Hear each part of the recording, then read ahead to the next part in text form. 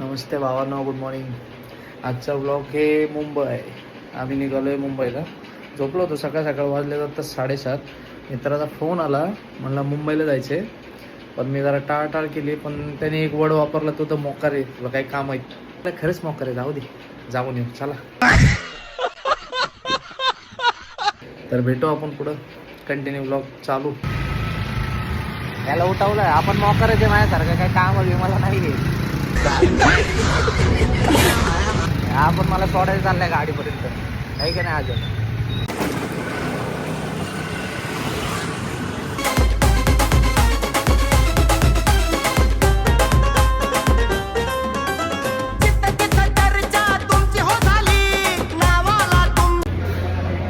आम्ही आलोय भावांनो खंडाळाच्या पुढं. एक फूड कोर्ट आहे, तिथं प्राईस बघितली ना, प्राईस. आम्ही थांबलो होतो नाश्ता करायला, नाश्ता करू म्हणून.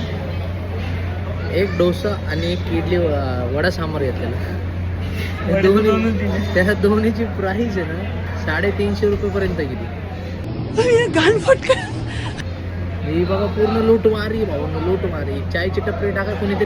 वडा डोसा केला भावांनो, नाश्ता वगैरे करून निघालो आम्ही.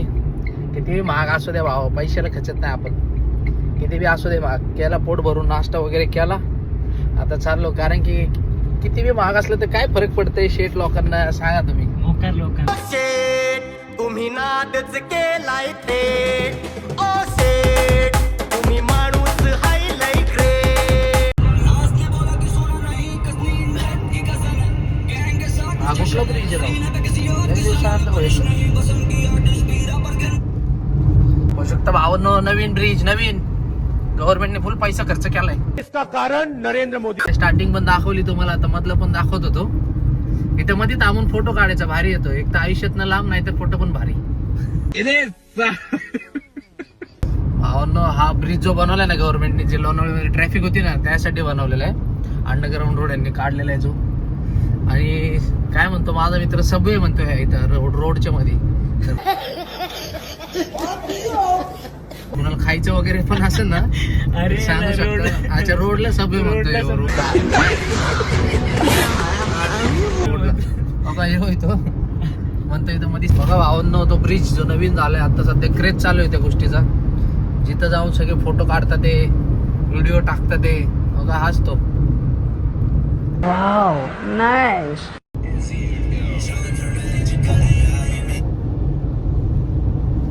उतरलो भावांनो मुंबईमध्ये उतरलो भावांनो. आम्ही आलतो त्या 2 कामासाठी, त्यातलं ते एक झालं नाहीये, कारण की आज मोहरममुळं सगळं बंद आहे मुंबई. पण गव्हर्नमेंट हॉलिडे, आणि आमच्या लक्षात पण नव्हतं ते. क्या बात है सर, क्या बात है सर, क्या बात. आता चाललोय, जे दुसरं काम आहे तिथं चाललोय. आता ते नशिबाने ते तरी चालू पाहिजे. भेटतो दुसऱ्या ठिकाणी.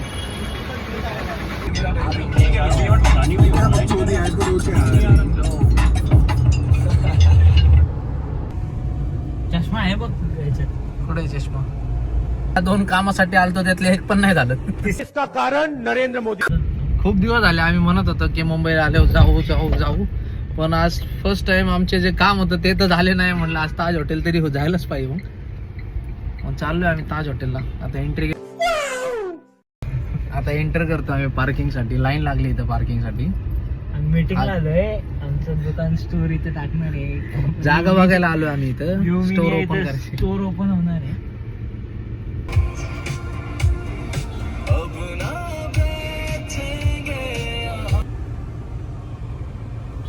चेकिंग करून आतमध्ये सोडतात एक एक गाडी.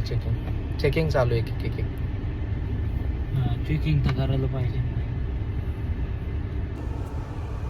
बघा भावांनो गाडी चेकिंग चालू आहे. आमचा नंबर आलाय. एंट्री केली भावांनो ताज हॉटेलला, बघू शकता. एंट्री अच्छी है. हां जस्ट एंट्री केली आम्ही. ताज हॉटेलमध्ये ना फोटो आणि व्हिडिओ बिलकुल अलाउड नाही आहे.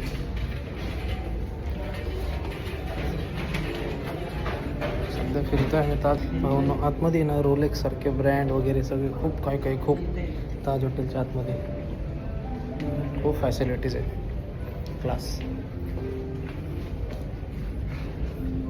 पाहून इथे ना एक मेनू कार्ड दाखवतो ताज हॉटेलचं तुम्हाला. लिटरली इडली 1500 रुपयाला आहे. इडली 1500ची इडली.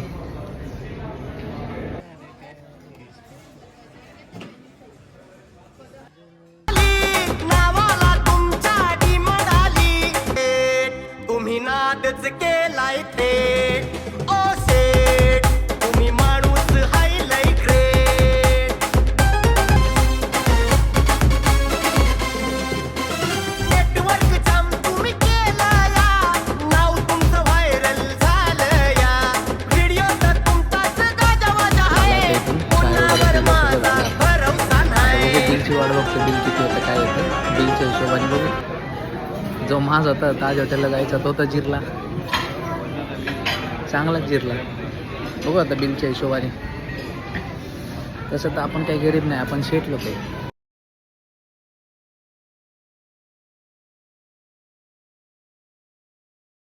सेट तुम्ही नादच केलाय थेट ओ सेट तुम्ही माणूस हायलाय ग्रेट. फक्त घेतलं काय एक चहा.